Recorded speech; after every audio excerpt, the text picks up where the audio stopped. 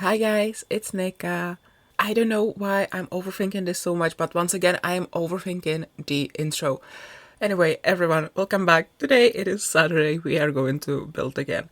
Now that we got it out of the way, let's actually talk about the build. So, today's build actually wasn't done from the scratch because I am renovating the Wolfsbane Manor. I think that's what it's called. It's the manor where the Vatores live. And I've been meaning to renovate it for a long time now, and I'm glad that I finally did. And it turned out better than I expected. I'm genuinely so happy with how this build turned out. I think it's so cool and it makes me want to play in it, not gonna lie. The original house, I think on the outside it's okay, but then you get inside and I don't know, it just, something's missing there, I would say.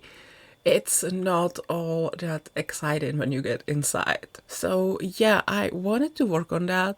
I know I made some renovations that would not make sense in real life, like you probably wouldn't be able to tear down all the walls and expand the house like that and make the walls taller. And I think the second floor is a little shorter. Yeah, I know it's not realistic, but listen, this is The Sims. I don't care about realistic renovations. I think none of us do when we do renovations. Or is there?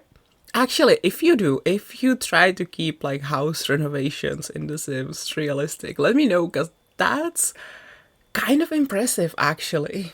Also, one thing I have to say, I actually made this renovation with sort of my Vators in mind, with the lore that I gave them in mind, and with what happens to them in my legacy in mind. Mainly what I'm trying to say is that there is one more bedroom, and it is a child's bedroom. And if you're familiar with my lore and with my character's lore, you may remember that in my Not So Berry, and then earlier this year in my Not So Berry, I abducted Caleb Vatore. I had him abducted by aliens and they dropped him back pregnant. Why did I do that? Just because. Okay, originally I did that because I had another sim named Caleb back in The Sims 3, and that Caleb was abducted by aliens and came back home with a daughter. And then I was playing my So Berry, Caleb was there, and I was like, you wanna follow the other Caleb's fate? Well, I mean, I didn't ask him. I was just like, yep, you're gonna do it. You're gonna follow his fate. You're gonna have the same fate. So that's why both my, I would say, important sim Calebs have an alien daughter. Just because the first one got pregnant with an alien and I saw the second one and I was like, okay, you too. If it sounds insane, yeah, it probably is. But like, that's just how we're all here, I guess. Alright, I'm sorry about my budgies going crazy in the background. It's just they hear that I am excited and they have to get excited as well. But at least they are only getting excited.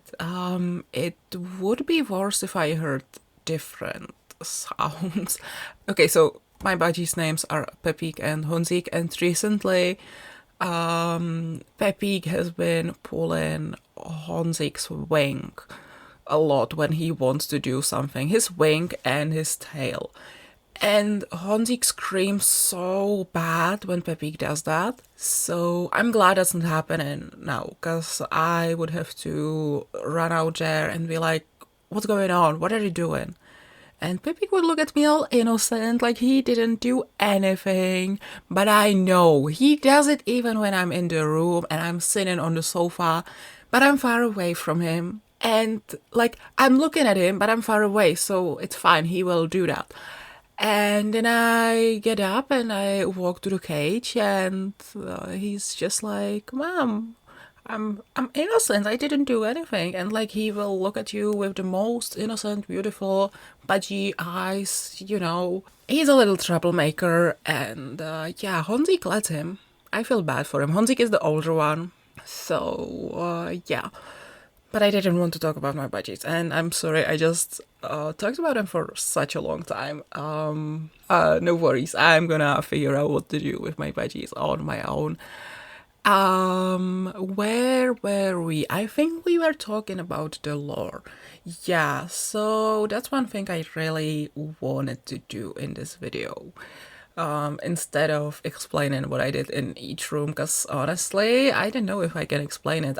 If I put something there, know that it made sense in my head, okay? And I probably, even if I watched the footage back, I probably wouldn't be able to remember it. It's just, like, remember the reason why I put it there. It's just, yeah, if I put it there, it made sense to me.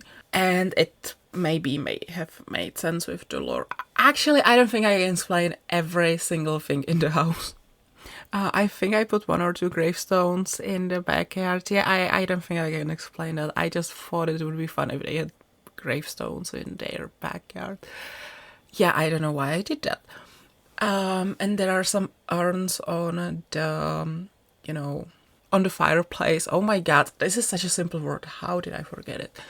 Yeah, I don't think I can explain those either. I just felt like, they're vampires. Let's put some creepy, weird decor there, because they are vampires. They are probably weird. All my vampires are weird. If I write about a vampire, you best believe the vampire will be weird and queer.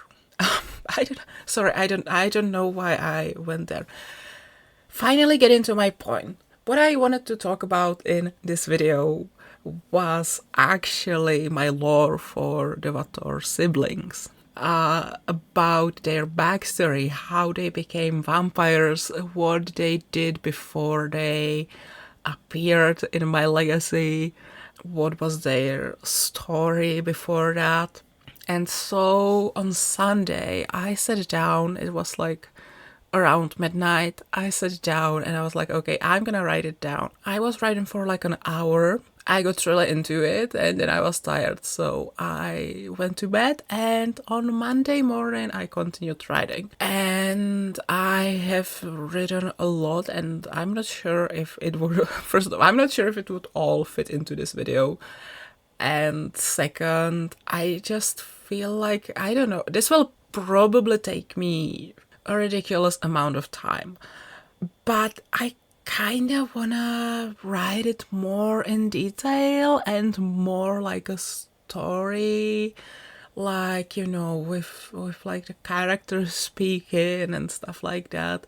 Actually, the first part of this like lore story, I think I did a good job at that and at like keeping it somewhat short. In the first part, I was talking about their like family situation and what their parents were like. Then their mother died and their dad got, sorry, I don't know why I laughed, and their dad got married again. Obviously they had an evil stepmother, because what a story without an evil stepmother, am I right? Yeah, then their father died and their evil stepmother was very evil. And then Lilith was like, fuck this, I don't want to live like this, I don't want to do what she wants me to do. And she went and tried to find a solution. And the solution came in the form of this vampire coven coming in town or something like that. And she found them and she sort of begged them to be let in. She wanted to be one of them, and so they were like, okay, we're gonna start this initiation something.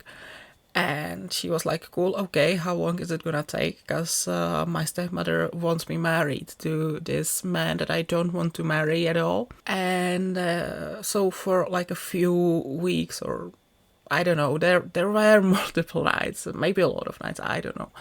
I didn't see, this is the part that I didn't think about too much. So then for some time, every night he was sneaking out, and nobody knew except for Caleb. Caleb like suspected something was going on, but Lilith never told him, and he didn't really have a proof either. He just knew that something was going on.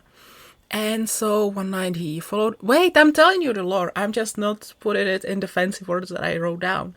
And I kind of skipped over some details of their like earlier backstory. Right, so I guess we are doing it, and I'm just gonna be making up fancy sentences on the spot. They're not gonna be very fancy. Right, so one night finally Caleb followed her out. He made sure she didn't see him and no one saw that he and Lilith too. No, that no one would see that they both left the house. And he followed her in the night, and then he saw her enter this big burned down building. He was hiding outside and he was looking inside, and he saw how these weird people that Lilith was inside with, he watched them start performing some kind of dark ritual or something. I don't think that's needed to be turned into a vampire, okay? It's not like that's something that's canon in my story. But, like, they believed it. Or it was like an initiation ritual, something like that. But it was more for, like, it matters to them, but, like, it doesn't actually do anything special about the transformation, if that makes sense. Anyway, what happened? Because, you know, these weird people weren't actually human.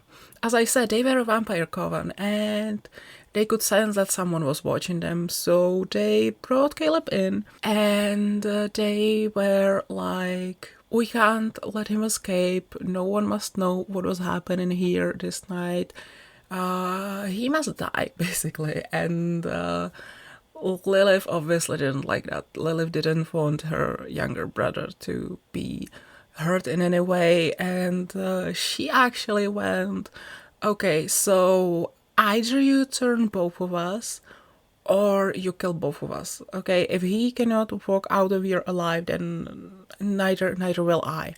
And the leader was kind of impressed by her courage and how she stood up for him and how she was willing to lose her life for her little brother.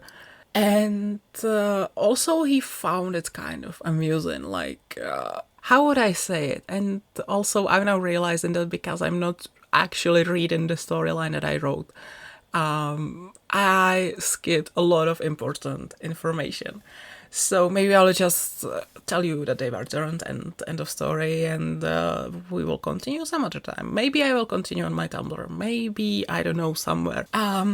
Anyway, so he found it, the leader found it quite amusing how she stood up for him, and he thought that Caleb would be quite a funny vampire. I don't know, funny is not the right word, but he like looked at him and he probably read his thoughts and something like that, and yeah, he just thought it would be funny to have him around. So yeah, he told Caleb, okay, so do you want to follow your sister? Or do you want to die, and then, like, do you want to be responsible for your sister? This is fucked up, okay? But yeah, he was like, okay, if you don't accept, then we will kill you both. So what's it gonna be, boy? By the way, he's like, Caleb's like about 21 years here. So it's not like he's a little boy, but like, they called him boy, I guess. And I mean, he looks like a boy a lot. He looks very young. I'm getting off topic again. So he was like, what's it gonna be? And naturally, well, I'm not sure if it's natural, but Caleb was like, he was so scared and he really didn't want to die, so he agreed to this. And he was like, yes, so turn us both, please, don't kill us, I'm too young to die. And so, long story short, they were both turned. And after it happened, Lilith was actually kind of angry at Caleb for following her, for getting into this, for not minding his own business. Because, yeah, she really didn't like how it turned out. She really didn't want to drag him into this.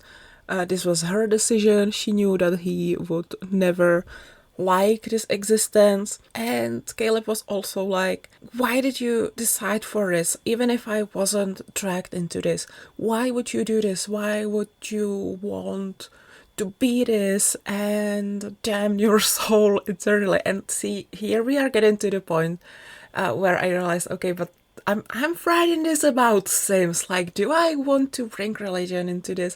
But the thing is, when I'm writing about vampires, like, vampires, religion, religious guilt, and defying the beliefs that you were taught since childhood. I feel like that kind of goes hand in hand, and I like writing about that. And so I sort of got carried away and put it even in this story. But when I wrote it down, I was like, "There's Sims. Surely do I want to bring Christianity in this or?"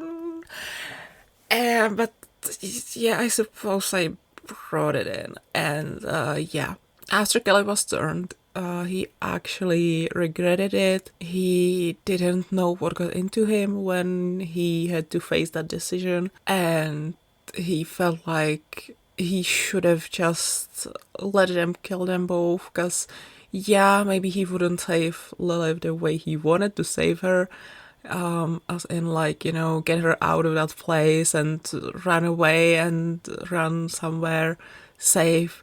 But like, yeah, they would be killed, but their souls would be saved. I don't know. Again, I feel like I'm getting way too like dark, and I don't know, can I speak about realism when it's about vampires?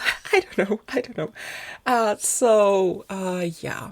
Also, his years with the Coven really sucked, because the vampires knew that he didn't really denounce his god, and like, he still believed in him even though he knew that he was damned, and like as a vampire, that limited him a lot. Like, churches were a no-no, crosses were a no-no. Like, they had such a huge power over him.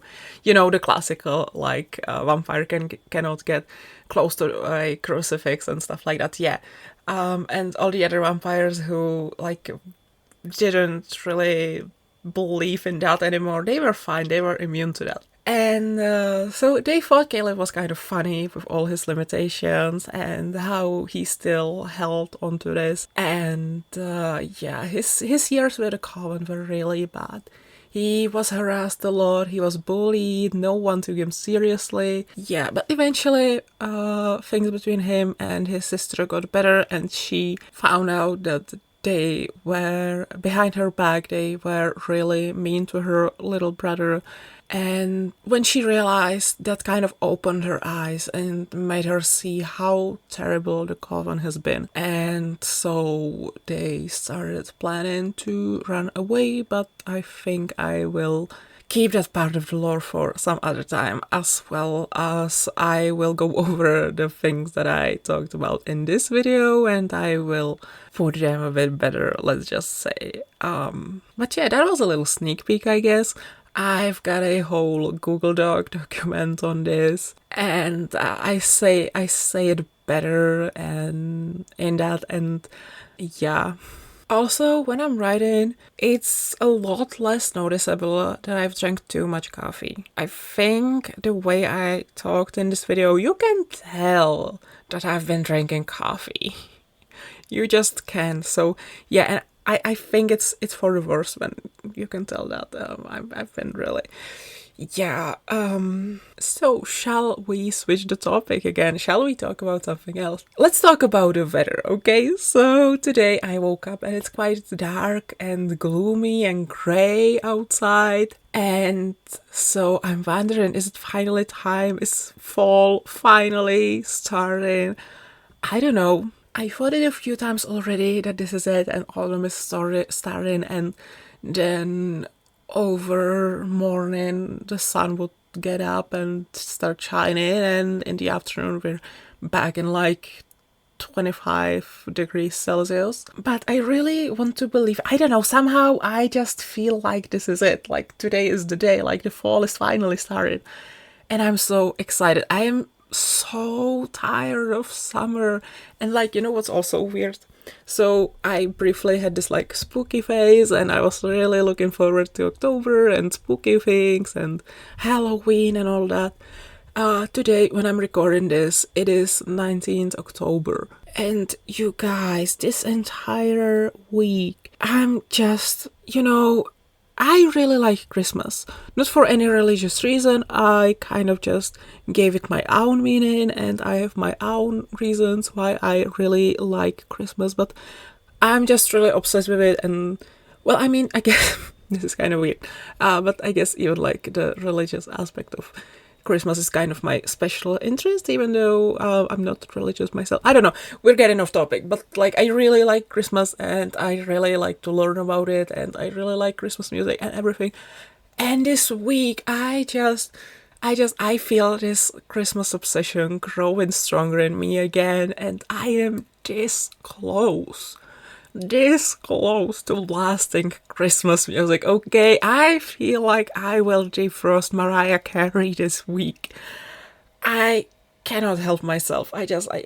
Christmas music would fix me up. I also feel my depression getting worse. I'm not sure if you can tell, probably not, because I don't really sound depressed in this video, but my depression is actually getting worse, and you should have seen me just before I started recording. I'm not doing very well, but I feel like Christmas music would help me. Actually, yesterday I watched some Christmas ASMR videos in the evening because I was feeling really down, and it helped. I really liked those videos.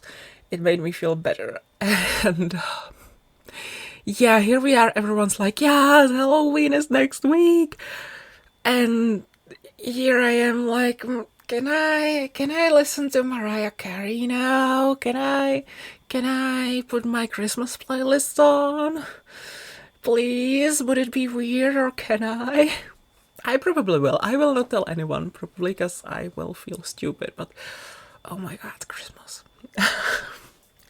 Oh, another exciting thing. So, when this video comes out, I am sitting in a cinema and I'm watching the Taylor Swift movie, the Eras Tour movie, and that's also a very, very exciting thing. Oh my god, I cannot wait to see it. I need to collect myself. I genuinely need to collect myself, because what the fuck has been going on in this video? But yeah, I hope you guys are having a lovely October. I hope you are doing well. If there's anything exciting in your life, if there's something that you're really looking forward to, I'm so happy for you. You can let me know what's going on in your life. I know I always say this, and no one responds, no one tells me what exciting thing is going on in their life, but that's fine. Yeah, even if you won't tell me, I'm happy for you. Yeah, what else can we talk about? We have like, let me check, we probably have like 6 minutes or something. No, more, about 8 minutes. But I think I've spoken enough today, and you guys deserve a break from me. So, thank you so much for watching. I'm gonna go now. Thank you so much for listening to my insane rambles. I think I actually went insane a few times in this video. And I will see you all next time. I don't know why I said it like that, but yeah, I love you guys. And yeah, I already said I will see you all next time. So yeah, bye everyone.